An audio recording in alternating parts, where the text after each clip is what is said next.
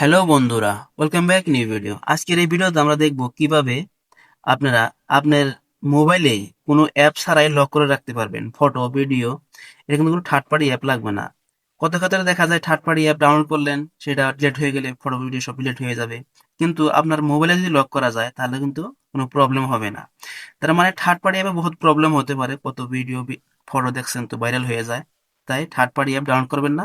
আজকে আপনাদেরকে যে ট্রিকটা দেখাবো, এই ট্রিক মতো আপনারা কিন্তু লক করতে পারবেন, ঠিক আছে?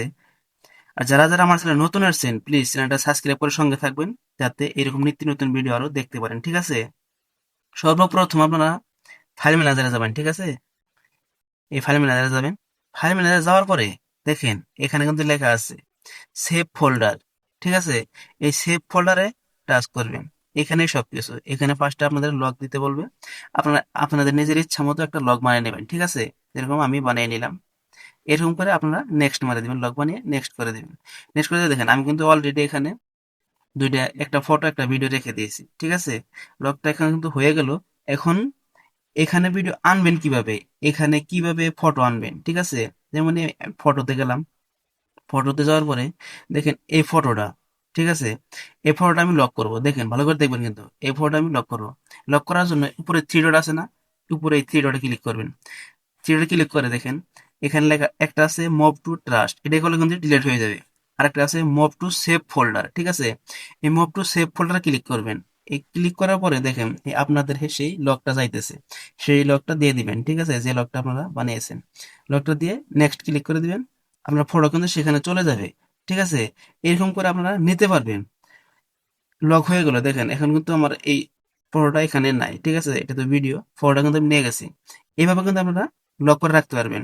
তারপরে সেই ফটোটা আপনারা আবার বার করবেন কিভাবে, ঠিক আছে? তার জন্য আবার সেভ ফোল্ডারে যাবেন। সেভ ফোল্ডারে যাবেন, দেখেন এখানে সেভ ফোল্ডারে এখানে ক্লিক করবেন। ক্লিক করার পর সেই লকটা দিয়ে দিবেন। লকটা দিয়ে দেওয়ার পরে নেক্সট ক্লিক করবেন। এখানে দেন, এখানে কিন্তু ৩টা ফটো হয়ে গেছে। এখন থেকে এখন যদি বের করতে চান, ঠিক আছে? আমি আমার এই ফটোটা বার করবো, ঠিক আছে? এই যে থ্রি ডটে ক্লিক করবেন।